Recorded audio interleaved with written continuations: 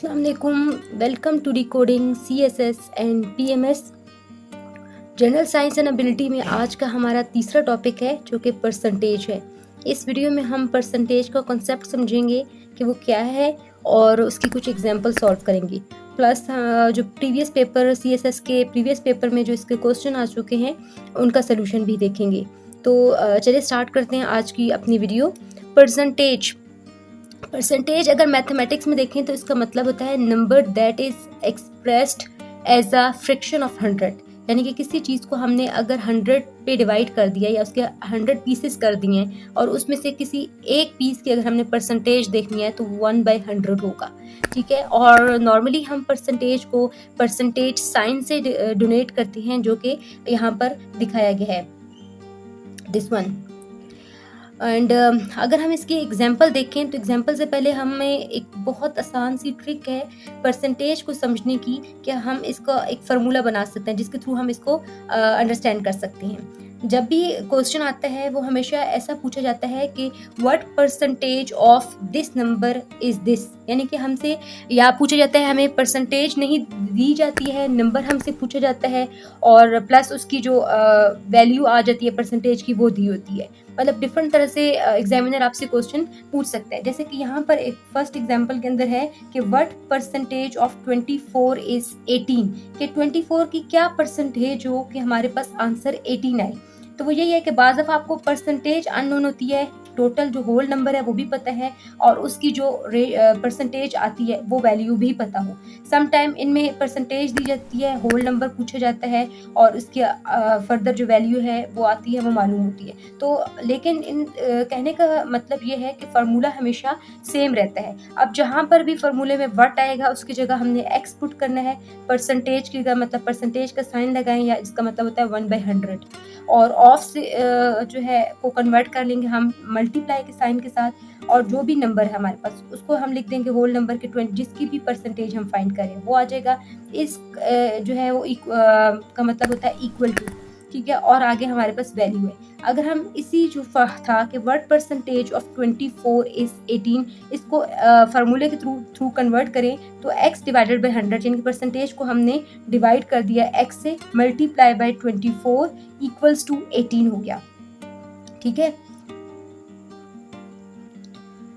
अब हम चीज़ों को सिंप्लीफाई कर लेते हैं। 100 यहाँ पे डिवाइड हो रहा है, दूसरी तरफ जाके हम इसको मल्टीप्लाई कर देंगे यहाँ पर, ठीक है, और 24 यहाँ पे डिवाइड हो रहा है, दूसरी तरफ जाके ये सॉरी इधर यहाँ पे मल्टीप्लाई हो रहा है और दूसरी तरफ डिवाइड हो रहा है, यानी कि क्रॉस मल्टीप्लिकेशन करेंगे। जो चीज़ डिवाइड हो रही है वो दूसरी तरफ जाके मल्टीप्लाई हो जाएगी और जो मल्टीप्लाई हो रही है वो डिवाइड हो जाएगी। और जब हम इसको इसका सोल्यूशन फाइंड करेंगे, मतलब इनको 1800 डिवाइडेड बाई 24 करेंगे तो हमारे पास 75 आएगा। इसका मतलब है 75% जो है 24 की जो 75% रेशियो है वो इक्वल टू 18 आता है। इसका मतलब ये है कि अगर हम 24 का 75% लें तो इसका आंसर 18 आता है।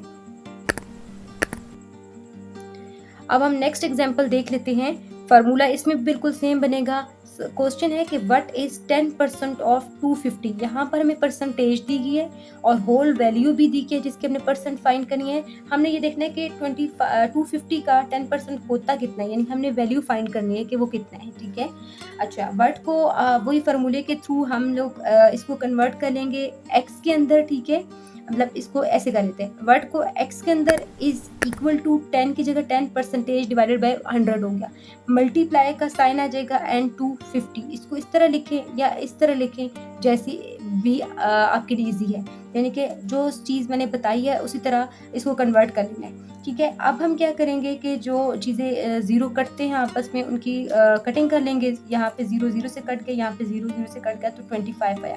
इसका मतलब है कि 250 का 10% 25 के इक्वल आता है। ठीक है, इसी तरह हम एक और एग्जांपल देख लेते हैं। एग्जांपल नंबर 3 है 25 इज व्हाट परसेंटेज ऑफ 75। यहाँ पर हमें वैल्यू दी हुई है, अगेन हमसे परसेंटेज पूछा गया है और जो है वो 75 यानी कि होल नंबर दिए गए, यानी कि 75 की क्या परसेंटेज होगी कि हमारे पास आंसर 25 आएगा। तो हम उन्हीं चीज़ों को इसी तरह कन्वर्ट करेंगे। 25 की जगह 25 इसको इक्वल से कन्वर्ट कर लेंगे, व्हाट की जगह एक्स आ जाएगा एंड परसेंटेज की जगह 1/100, ऑफ की जगह मल्टीप्लाई 75 का मतलब है 75 आ गया। अब क्या है कि हम चीज़ों को सिंप्लीफाई कर लेंगे। यहाँ पर x की वैल्यू हमने बेसिकली फाइंड करनी है, तो 100 यहाँ पे डिवाइड हो रहा है, इसको हम दूसरी तरफ ले जाके मल्टीप्लाई कर देंगे, यानी कि 25 मल्टीप्लाई बाय 100 हो जाएगा। और 75 यहाँ पे मल्टीप्लाई हो रहा है, तो हम इसे दूसरी तरफ जाकर डिवाइड कर देंगे। और जब हम 25 को 100 से मल्टीप्लाई करें तो 2500 आता है, डिवाइडेड बाय 75 करेंगे तो हमारे पास x का आंसर आएगा 33.33%, यानी कि 75 का 33.33% जो है वो इक्वल टू 25 के इक्वल आता है। तो ये हमने सेम फार्मूला था लेकिन डिफरेंट चीज़ें फाइंड करने के लिए दी हुई थी। तो अगर हम ये बात याद रखेंगे तो परसेंटेज के क्वेश्चन कुछ भी मुश्किल नहीं है, और हर साल करीबन हर साल सीएसएस में इससे परसेंटेज से रिलेटेड क्वेश्चन पूछे जाते हैं। अब हम वो परसेंटेज क्वेश्चन सॉल्व करेंगे जो कि प्रीवियस पेपर में आ चुके हैं। अच्छा, 2017 के अंदर परसेंटेज से रिलेटेड एक क्वेश्चन आया है कि a man buys 5 kg of meat at 500 rupees per KG, यानी कि एक आदमी ने 5 किलो गोश्त लिया है और 1 केजी की जो प्राइस है वो 500 रुपीज़ है। In addition for every kilogram of meat purchased he has to pay a consumption tax of 6%, यानी कि हर किलो के ऊपर उसे 6% जो है वो कंजम्पशन टैक्स भी देना है on the selling price. Calculate the total amount of money that he has to pay, यानी कि हमने ये देखना है कि 1 किलो की कीमत तो 500 है, 5 किलो की कितनी होगी, प्लस हर किलो के ऊपर जो है 6% जो कंजम्पशन टैक्स लग रहा है वो भी वैल्यू फाइंड करके हमने टोटल अमाउंट के अंदर ऐड करनी है। तो अगर हम इसका डाटा लिखें तो हमारे पास आएगा द कॉस्ट ऑफ मीट पर केजी कितना है 500 रुपीज़। इस तरह द कॉस्ट फॉर 5 केजी कितना आएगा, सिंपल हम क्या कर देंगे 5 को मल्टीप्लाई कर देंगे 500 के साथ, तो हमारे पास 5 किलो का जो 5 किलो गोश्त की जो प्राइस बनेगी वो 2500 रुपीज़ आ जाएगी। अब हमें पता है कंजम्पशन टैक्स पर केजी 6% है, और हमने ये देखना है कि 6% कितना होता है 500 का, कि हमने पर केजी के ऊपर 600 है 6% है, सॉरी 6% पर केजी के ऊपर कंजम्पशन टैक्स है, तो ये कितने रुपीज़ बनते हैं, यानी कि हम परसेंटेज को रुपीज़ में कन्वर्ट करेंगे तो हम करेंगे 6% of 500 equals to 6 divided by 100 multiply by 500, वही हमारे पास जो परसेंटेज का फार्मूला था वही निकालेंगे। तो इसका मतलब है जब हमने सिंप्लीफाई किया 0 से कट के 5 मल्टीप्लाई बाई 6 आया तो 30 आया, यानी कि 30 इज़ 6% ऑफ 500, यानी कि पर केजी के ऊपर जो है वो मीट की प्राइसेस 500 थी और उसके ऊपर 30 रुपये जो है वो कंजम्पशन टैक्स लगा। तो इस तरह जो total cost per KG including tax आएगा वो 500 प्लस 30 इक्वल्स टू 530 आ जाएगा। So the cost of 5 kg meat कितना आएगा, अगर 1 किलो की कीमत विद टैक्स 530 है तो 5 kg की कितनी हो जाएगी, मल्टीप्लाई जब हम करेंगे तो ये हमारे पास रुपीज़ में आ जाएगा 2650 रुपीज़। तो there for the total amount he has to pay is 2650 rupees for 5 kg of meat including consumption tax. Again हमारे पास 2021 के अंदर एक क्वेश्चन आया जो कि परसेंटेज का है, और ये हमें देखने में मुश्किल लगते हैं लेकिन अगर हम इनको सोचें तो सेम फार्मूला ही लगता है जो परसेंटेज के या जो भी हम जिससे भी रिलेटेड क्वेश्चन आता है वो सेम फार्मूलाज होते हैं, बस थोड़े से वो कम्प्लेक्स होते हैं। अब यहाँ पर इस क्वेश्चन के अंदर है कि mister Faheem has dinner with his family at a restaurant with which offers a 10% discount on food, यानी कि वो उसको जो खाना खाएंगे उसके ऊपर 10% डिस्काउंट मिलेगा। The market price of the food that they order was ₹15,000 given that there was a service charges of 10% and GST is 17%. Calculate the total amount of the money he has to pay, यानी कि market price जो उन्होंने food order की वो 15,000 है, उसके ऊपर restaurant वाले उसको 10% जो है वो डिस्काउंट दे रहे हैं।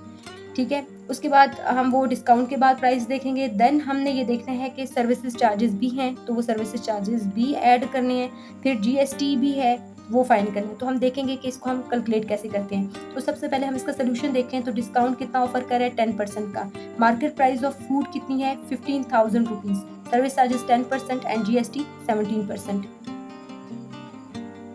तो total amount he has to pay हमने फाइंड करना है।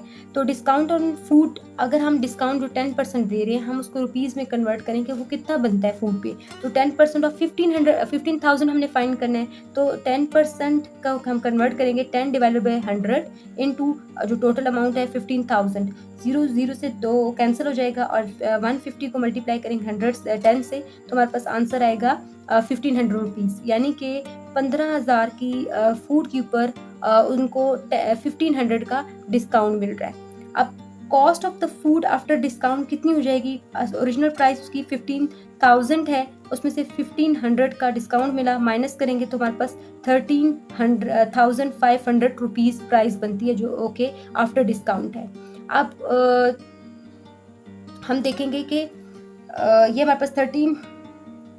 अब हम इसके ऊपर देखेंगे कि सर्विसेज चार्जेस कितने लगते हैं।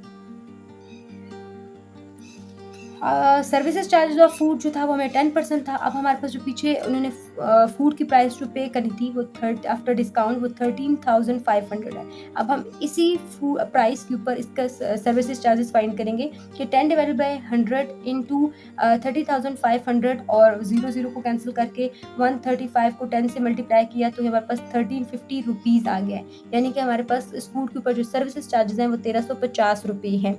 फिर अगर हम इसके ऊपर जीएसटी ऑन फूड फाइंड करें तो जीएसटी हमेशा मार्केट प्राइस जो फूड की होती है या आइटम की होती है उसके ऊपर लगता है।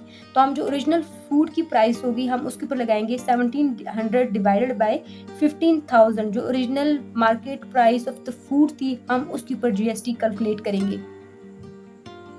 तो हमने जब फाइंड किया तो हमारे पास आंसर आया 2550 रुपीज़, यानी कि जो सर्विस चार्जेस थी हमारे पास जो total cost of food after discount आया वो 13,500 हो गया। फिर सर्विस चार्जेस जो थे वो 1350 आ गए और जीएसटी फूड के ऊपर 2550 रुपीज़ आ गया। अब हम total amount he has to pay हमने फाइंड आउट करनी है। तो हम सब वैल्यूज़ को ऐड कर देंगे, यानी कि फूड की जो प्राइस थी वो हमारे पास था 13,500 प्लस हम उसके अंदर जो सर्विस चार्जेस है 1350 वो ऐड कर देंगे, प्लस हमारे पास जो जीएसटी है 2550 वो ऐड करेंगे। जब हमने सबको ऐड किया तो जो total price he has to pay है फ़हीम को जो पे करनी है वो हमारे पास आएगा रुपीज़ में 17,400 रुपीज़। आज के लेक्चर में इतना ही। अगर आपको टॉपिक समझ आ गया है और अगर कोई क्यूरी है इससे रिलेटेड, परसेंटेज से रिलेटेड, तो आप कमेंट में पूछ सकते हैं, मैं उसका जवाब दूंगी आपको इंशाल्लाह। और अगर आपको वीडियो अच्छी लगी है तो लाइक कर दें, सब्सक्राइब कर दें। Thank you.